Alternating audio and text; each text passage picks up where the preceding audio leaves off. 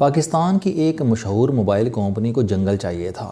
یہ لوگ اس قسم کا اشتہار بنوانا چاہتے تھے جس میں نوجوان لڑکیوں اور لڑکوں سے کہا جائے کہ آپ ہمارا فری نائٹ پیکج لیں اور ساری رات اپنے لور سے گفتگو کرتے رہیں۔ یہ لوگ اپنی اشتہار کمپنی کے ساتھ امجد اسلام امجد کے پاس آئے۔ امجد صاحب ان دنوں معاشی مسائل کا شکار تھے۔ انہیں پیسوں کی ٹھیک ٹھاک ضرورت تھی۔ یہ آئیڈیا جب ان کے سامنے رکھا گیا تو یہ مسکرائے اور معذرت کر لی۔ اشتہاری کمپنی کا مالک ان کا فین اور دوست تھا۔ اس نے وجہ پوچھی تو امجد صاحب کا جواب تھا، میں خود بیٹیوں کا باپ ہوں، کیا میں یہ چاہوں گا کہ میری بیٹی موبائل پر ساری رات کسی غیر مرد سے بات کرتی رہے؟ یہ اشتہار پورے ملک کی اخلاقیات تباہ کر دے گا، لہٰذا میں اس گناہ میں شریک نہیں ہو سکتا۔ امجد اسلام امجد کا یہ واقعہ مجھے عرفان جاوید نے سنایا تھا۔ عرفان جاوید پاکستان میں اپنی طرز کے انوکھے خاکے لکھتے ہیں۔ یہ صنف اردو زبان میں تقریباً انتقال کر چکی تھی۔ عرفان جاوید نے اسے قبر سے نکال کر دوبارہ زندہ کر دیا۔ عرفان کے خاکے مشاہیر کے پروفائل ہیں اور یہ پروفائلز مشاہیر کے بعد بھی انہیں لوگوں کے دلوں میں اور ریسرچ میں زندہ رکھیں گے۔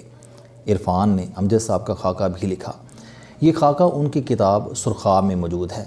یہ جب بھی لاہور جاتے ہیں یہ عطاء الحق قاسمی، امجد اسلام امجد اور مستنصر حسین تارڑ سے ضرور ملتے ہیں۔ یہ تینوں ہستیاں لیجنڈز ہیں۔ مجھے بھی بارہا ان کی محفلوں میں بیٹھنے کا اتفاق ہوا۔ امجد صاحب سے میرا پہلا رابطہ 1997 میں ہوا تھا۔ میں ان دنوں جنگ میں کالم لکھتا تھا۔ مجھے ایک دن فون آیا اور دوسری طرف سے ایک شیریں اور مہذب آواز میں پوچھا گیا، میں امجد اسلام امجد بول رہا ہوں، کیا میں جاوید چودھری صاحب سے بات کر سکتا ہوں؟ اور میرا اوپر والا سانس اوپر اور نیچے کا نیچے رہ گیا۔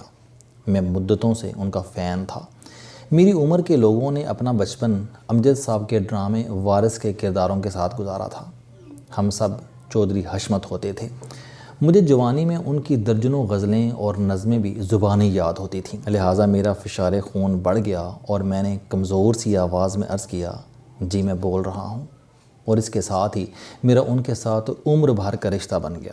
میں نے امجد صاحب کے ساتھ سفر بھی کیے، ان کے ساتھ سینکڑوں ملاقاتیں بھی کی اور ان کے ساتھ کھانے بھی کھائے۔ یہ میرے شوگر برادر بھی تھے۔ ہم شوگر اور انسولین کے سلسلے میں بھی ایک دوسرے سے مشورے کرتے رہتے تھے۔ امجد اسلام امجد ہنرمندوں کے خاندان سے تعلق رکھتے تھے۔ بچپن فلیمنگ روڈ لاہور پر گزارا۔ خاندان غریب لیکن ایمان اور سیلف رسپیکٹ کی دولت سے مالا مال تھا۔ ان کی ایک خالہ بینائی کی نعمت سے محروم تھیں۔ یہ اسے دیکھ دیکھ کر بڑے ہوئے۔ شاعری کی نعمت اللہ تعالیٰ نے انہیں قدرتی طور پر عنایت کی تھی۔ نثر ان پر عاشق تھی اور وزڈم خود چل کر ان کے پاس آتی تھی۔ امجد صاحب کی آنکھیں لیزرز مشین تھیں۔ یہ چلتے چلتے سیکنڈ کے ہزارویں حصے میں پورے ماحول کو سکین کر لیتے تھے اور پھر اس ماحول کو لفظوں میں پینٹ کر دیتے تھے۔ ان کی ذات میں بے انتہا کشش تھی۔ یہ جب کالج میں پڑھاتے تھے تو سائنس کے طالب علم بھی اپنی کلاسیں چھوڑ کر ان کی اردو کلاس میں بیٹھ جاتے تھے۔ یہ بلا کے محفل باز تھے۔ انہیں لاکھوں لطیفے، چٹکلے، واقعات اور اقوالیں زریں یاد تھے۔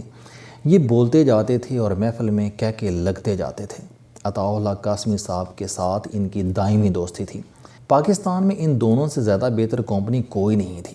آپ ان دونوں کے درمیان بیٹھ جائیں، آپ پوری زندگی وہاں سے اٹھیں گے نہیں۔ یہ دونوں ایک دوسرے پر چوٹ کرنے سے بھی نہیں چوکتے تھے۔ چند دن پہلے عطاء الحق قاسمی اور امجد اسلام امجد کسی محفل میں بیٹھے تھے۔ لوگ تھیسس کا ذکر کرنے لگے۔ امجد صاحب نے بتایا کہ ترکی میں ایک لڑکی میری شاعری پر پی ایچ ڈی کر رہی ہے۔ عطاء الحق قاسمی نے فوراً کہا، میرے اوپر بھی ایک لڑکی پی ایچ ڈی کر رہی ہے۔ امجد صاحب نے کہہ کر لگا کر جواب دیا، لیکن میرے والی لڑکی زیادہ معقول ہے۔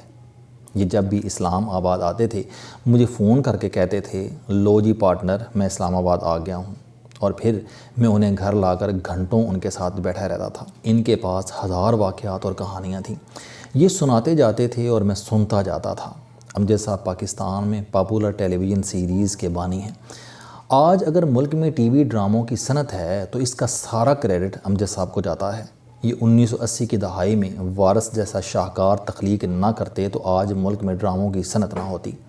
میں نے بچپن میں لوگوں کو چاند کی طرح وارث کی اگلی قسط کا انتظار کرتے دیکھا۔ ان کے دوسرے ڈرامے دن، فشار، ساتواں در، دہلیز اور سمندر بھی کمال تھے، لیکن وارث جیسا ڈرامہ ملک میں دوبارہ تخلیق نہیں ہوا۔ امجد صاحب کی ذات میں 7 لوگ بیٹھے تھے۔ یہ بلا کے رومانوی شاعر تھے۔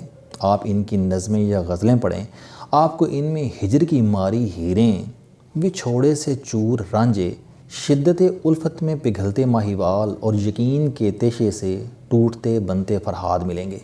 امجد صاحب کی شاعری میں محبت کو بھی محبت سے محبت ہو جاتی ہے۔ یہ ایک امجد صاحب تھے۔ دوسرے امجد صاحب ڈرامہ نگار تھے۔ یہ جدید ڈراموں کے بانی ہیں اور ان کے ڈراموں نے 30 سال سکرین پر حکمرانی کی۔ تیسرے امجد صاحب کالم نگار تھے۔ یہ 2010 تک ملک کے ہر سروے میں کالم نگاری میں پہلے نمبر پر آتے تھے۔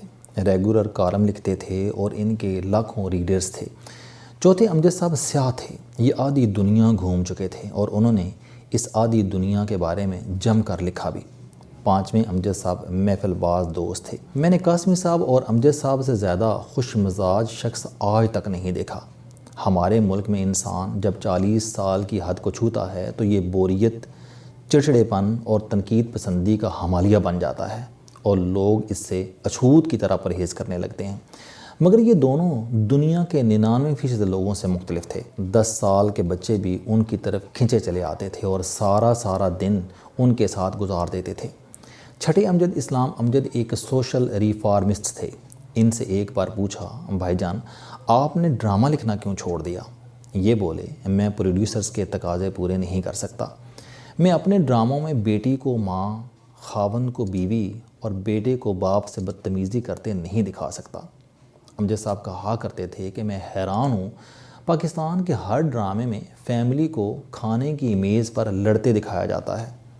کھانا اللہ کی نعمت ہے، ڈائننگ ٹیبل پر دعائیں پڑھی جانی چاہیے اور آمین کہنا چاہیے، جبکہ ہم لوگوں کو ایک دوسرے کے ساتھ لڑتے اور پلیٹیں توڑتے دکھاتے ہیں۔ ہم کیا کلچر پروان چڑھا رہے ہیں؟ امجد صاحب نے اس رجحان کی وجہ سے ڈراموں کی انڈسٹری چھوڑ دی تھی۔ یہ 10 برسوں سے زنانہ کالجوں اور خواتین کی محفل میں اپنی رومانوی نظمیں اور غزلیں بھی نہیں سناتے تھے۔ ان کا کہنا تھا کہ میرے سامنے میری بیٹیوں کی عمر کی لڑکیاں بیٹھی ہوتی ہیں، مجھے انہیں اپنے شعر سناتے ہوئے شرم آتی ہے۔ اور 7ویں امجد صاحب استاد تھے۔ یہ 35 سال کالج میں پڑھاتے رہے۔ یہ ہم جیسے نالائقوں کی رہنمائی بھی کرتے رہتے تھے۔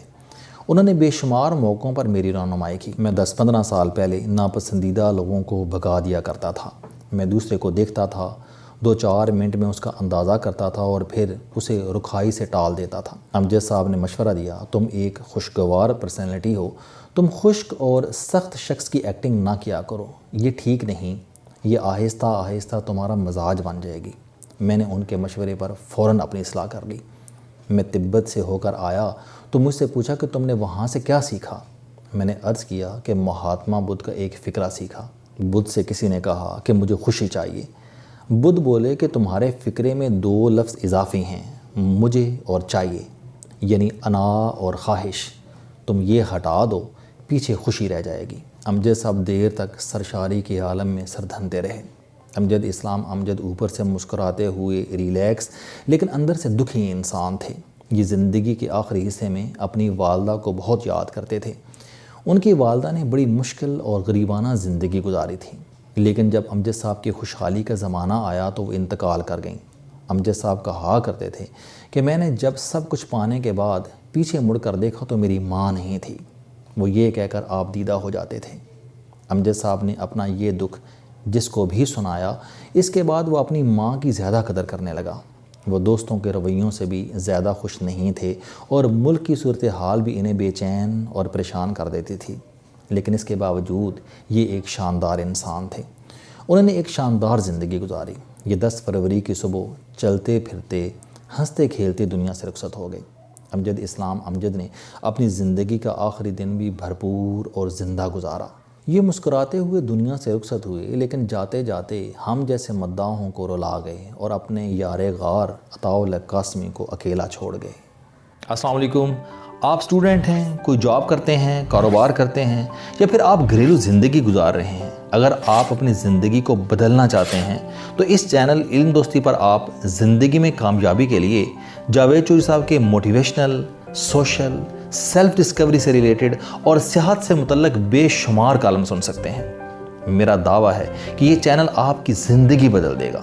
اس چینل کا مقصد اچھی باتیں معاشرے میں پھیلانا ہے اور اچھی بات کو دوسروں تک پہنچانا صدقہ جاریہ ہے۔